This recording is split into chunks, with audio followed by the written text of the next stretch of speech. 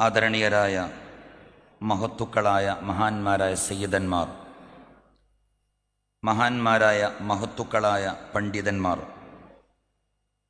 മഹത്തുക്കളായ ഉസ്താദുമാർ, കാരണവന്മാർ, സഹോദരന്മാർ, അല്ലാഹു സുബ്ഹാനഹു വ തആല നമ്മുടെ ഈ പരിശുദ്ധമായ മഹനീയമായ സദസ്സിന് അല്ലാഹു സ്വീകരിക്കുകയും ഈ പരിശുദ്ധമായ മജ്ലിസിൻ്റെ ബറക്കത്തുകൊണ്ട് അൽഹംദുലില്ലാ വലിയ ഭാഗ്യവാന്മാരാണ് നമ്മൾ.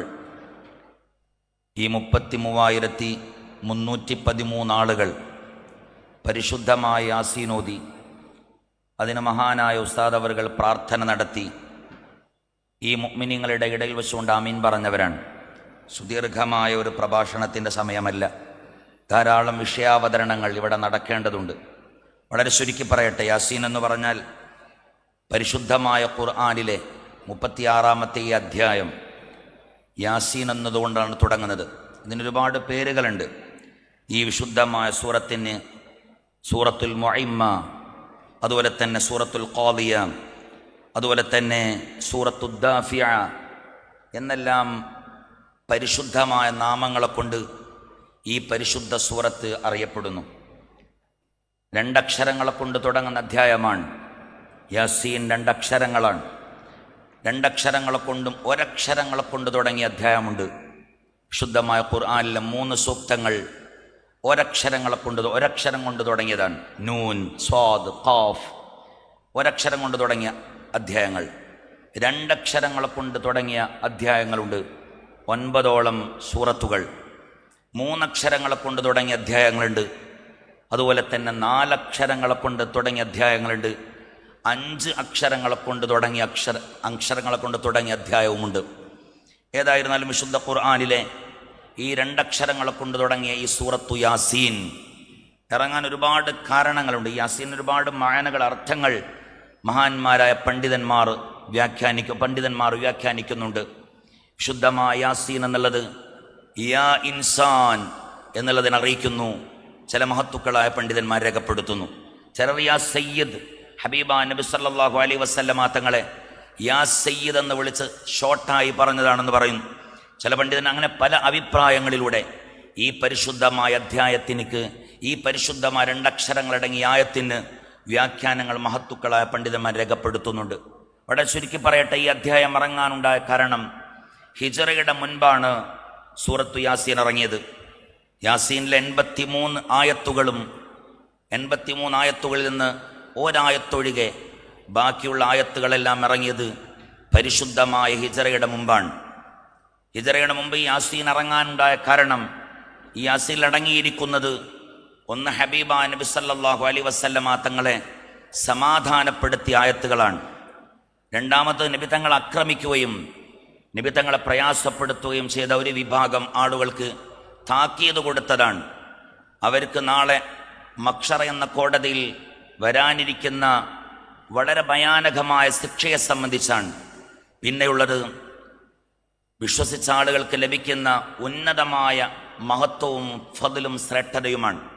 നബി സല്ലല്ലാഹു അലൈഹി വസല്ലമ തങ്ങൾ മക്കയിൽ ഖുറൈശി തറവാട്ടിൽ വലിയ നേതാക്കന്മാരായ അബ്ദു മനാഫിൻ്റെ മകനായ ഹാഷിമിൻ്റെ മകനായ ഷൈബത്തുൽ ഹംദ് എന്ന അബ്ദുൽ മുത്തലിബിൻ്റെ മകനായ അബ്ദുള്ളയുടെ പ്രിയപ്പെട്ട മകൻ മുഹമ്മദ് മുസ്തഫ സല്ലല്ലാഹു അലൈഹി വസല്ലം മക്കയിൽ സന്തോഷത്തോടുകൂടെ ജീവിതം നയിച്ചു. 25-ാമത്തെ വയസ്സിൽ ഖദീജ ഉമ്മയെ കല്യാണം കഴിച്ചു. ഹബീബ നബി തങ്ങളുടെ പരിശുദ്ധ മക്കയിൽ നബി സല്ലല്ലാഹു അലൈഹി വസല്ലമ തങ്ങളുടെ വിശ്വസ്തനും വളരെ അംഗീകരിക്കപ്പെടുന്ന ആളും അൽ അമീൻ എന്ന വളരെ വലിയ നാമത്തിൽ അറിയപ്പെടുകയും ചെയ്ത ഹബീബായ റസൂലുള്ളാഹി സല്ലല്ലാഹു അലൈഹി വസല്ലം പിന്നീട് ഇസ്ലാമിക പ്രബോധനവുമായി 40-ാമത്തെ വയസ്സിൽ നുബുവത്ത് ലഭിച്ചപ്പോൾ ആ നുബുവത്തിൻ്റെ പ്രബോധനം പരിശുദ്ധ മക്കയിലേക്ക്,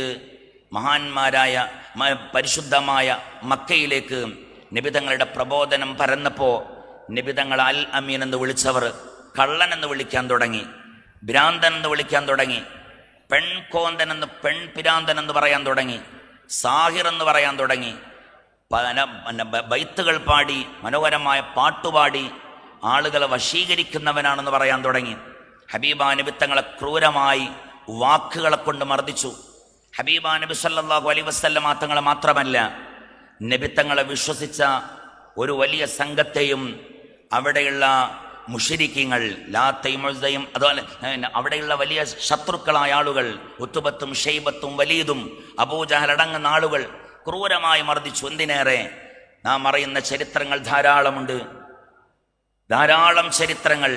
മഹാനാകുന്ന ബിലാൽ ഇബ്നു റബാഹ്, റബാഹിന്റെ പ്രിയപ്പെട്ട മകൻ, ഹമാമത്തിന്റെ പ്രിയപ്പെട്ട മകൻ, ഉമയ്യത്ത് ബിൻ ഖലഫിന്റെ അടിമയായിരുന്ന ബിലാൽ തങ്ങളെ ക്രൂരമായി മർദ്ദിച്ചത്. അങ്ങനെ തുടങ്ങി നിരവധി അടിമകളെ കൊന്നുകളഞ്ഞത്, നിരവധി ആളുകളെ നാടുകടത്തിയത്. അങ്ങനെ ക്രൂരമായി മർദ്ദിച്ച ഹബീബാ നബി തങ്ങളെ ശാരീരികമായും മാനസികമായും പ്രയാസപ്പെടുത്തി നബി തങ്ങളെ ബുദ്ധിമുട്ടാക്കിയ സമയത്തിലാണ് പരിശുദ്ധമായ ഈ മഹനീയമായ ആയത്തുകൾ ഇറങ്ങുന്നത്. വിശുദ്ധമായ യാസീനിൽ ഓരോ ആയത്തുകളും ഇറങ്ങിയത് നബി തങ്ങളെ സമാധാനപ്പെടുത്താൻ, നബി തങ്ങളെ മനസ്സിന് ശാന്തിപ്പെടുത്താൻ. ഹബീബ നബി തങ്ങളെ ക്രൂരമായി ആക്രമിക്കുന്നവർക്ക് നാളെ പാരത്രിക ലോകത്ത് വലിയ ശിക്ഷയുണ്ടെന്ന് പറയാൻ, നബി സല്ലല്ലാഹു അലൈഹി വസല്ലമ തങ്ങളെ കൂടെ നിന്ന ആളുകൾക്ക്, ചേർന്ന് നിന്ന ആളുകൾക്ക്, ഓരം ചേർന്നവർക്ക് വലിയ പ്രതിഫലം നാളെ ആഖിറ ലോകത്തിലുണ്ട് എന്ന് പറയാനാണ് ഈ പരിശുദ്ധമായ ഖുർആൻ ഇറങ്ങിയത്. അതുകൊണ്ടാണല്ലോ ഈ ഖുർആൻ, ഈ വിശുദ്ധമായ സൂറത്തു യാസീൻ, ഈ യാസീൻ എന്നുള്ള അധ്യായം ഓതൽ വലിയ ശ്രേഷ്ഠതയുള്ളതാണ്, വലിയ മഹത്വമുള്ളതാണ്. മുത്തുനബി സല്ലല്ലാഹു അലൈഹി വസല്ലമ തങ്ങൾ പറയുന്ന ഹദീസ് ആനായ അനസ് റളിയല്ലാഹു അൻഹു ഉദ്ധരിക്കുന്നുണ്ട്, അതുപോലെ തന്നെ അബൂ ഹുറൈറ റളിയല്ലാഹു അൻഹു ഉദ്ധരിക്കുന്നുണ്ട്. ഈ അധ്യായം ആരെങ്കിലും തൻ്റെ ജീവിതത്തിൽ പകർത്തിയാൽ ഒരൊറ്റ രാത്രിയിൽ, ഇപ്പൊ നമ്മൾ ഇവിടെ ഓതിയത് ഈ രാത്രി സമയത്തിലാണ്, ഒരു തവണ ഓതിയാൽ അവന്റെ ജീവിതത്തിൽ വന്നുപോയ ചെറുദോഷങ്ങൾ അല്ലാഹു സുബ്ഹാനഹു വ തആല പുറത്തു കൊടുക്കുമെന്ന് പുണ്യനബി മുഹമ്മദ് മുസ്തഫ സല്ലല്ലാഹു അലൈഹി വസല്ലം. വൻദോഷത്തിന് തൗബ തന്നെ ചെയ്യണം. ചെറിയ ചെറിയ പാപങ്ങൾ ഈ ഒരൊറ്റ യാസീൻ കൊണ്ട് അള്ളാഹു പുറത്തു തരുമെന്ന് പുണ്യനബി മുഹമ്മദ് മുസ്തഫ സല്ലല്ലാഹു അലൈഹി വസല്ലം. അങ്ങനെ നിരവധി ഹദീസുകൾ. ഈ ഒരൊറ്റ അധ്യായം സൂറത്തു യാസീൻ ഒരാൾ ഒരു തവണ ഓതിയാൽ, മറത്തൻ വാഹിദ, ഒരൊറ്റ തവണ പാരായണം ചെയ്താൽ 10 തവണ ഖുർആൻ മുഴുവനായി പാരായണം ചെയ്ത സവാബ് അള്ളാഹു അവർക്ക് കൊടുക്കുമെന്ന് പുണ്യനബി മുഹമ്മദ് മുസ്തഫ. അങ്ങനെ ധാരാളം ഹദീസുകൾ. അതുപോലെ തന്നെ ഈ വിശുദ്ധമായ സൂറത്തു യാസീൻ നാളെ ആഖിറ ലോകത്തിൽ ആരാരും സഹായിക്കാനില്ലാത്ത മഹ്ശർ എന്ന കോടതിയിൽ രക്ഷകനായി കടന്നു വരുന്ന അധ്യായമാണ്. അതുകൊണ്ട് ഈ അധ്യായത്തെ നിങ്ങൾ പാരായണം ചെയ്യണം. അതുപോലെ തന്നെ ഈ ദുന്യവിയായ ലോകത്ത് നമുക്ക് ധാരാളം ആവശ്യങ്ങളുണ്ട്, പല ആവശ്യങ്ങൾ. ആ ആവശ്യങ്ങൾ നിറവേറാൻ ഏറ്റവും പ്രധാനപ്പെട്ട ഒരു അധ്യായമാണ് പരിശുദ്ധമായ സൂറത്തു യാസീൻ. അതുപോലെ തന്നെ ഈ വിശുദ്ധമായ സൂറത്തു യാസീൻ പതിവാക്കുന്ന മനുഷ്യന്മാർക്ക് ആഫത്തുകൾ ഉണ്ടാകുകയില്ല എന്ന് തുടങ്ങുന്ന നിരവധി ഹദീസുകൾ പരിശുദ്ധമായ ഈ യാസീനിന്റെ ഫളായിലുകൾ പറഞ്ഞ്, ഇതിന്റെ ശ്രേഷ്ഠതകൾ പറഞ്ഞ് ധാരാളം ഹദീസുകൾ ഇവിടെ വന്നിട്ടുണ്ട്.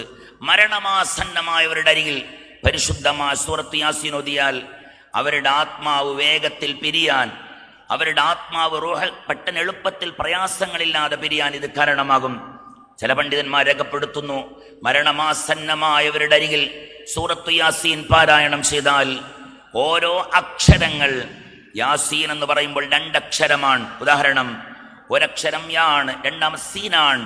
ഈ 2 അക്ഷരങ്ങൾ, ഓരോ അക്ഷരങ്ങളും യാസീൻ സൂറത്തിൽ അക്ഷരങ്ങൾ ഉരുവിടുന്ന സമയത്തിൽ ഒരക്ഷരത്തിന് 10 മലക്കുകൾ വിഹിതം മരണമാസന്നമായവരുടെ അരികിലേക്ക് വരികയും മരണമാസന്നമായവർക്കത് മലക്കുകൾ ഷഫാഅത്ത് ചെയ്യുമെന്ന് മഹാന്മാരായ പണ്ഡിതന്മാർ രേഖപ്പെടുത്തുന്നു.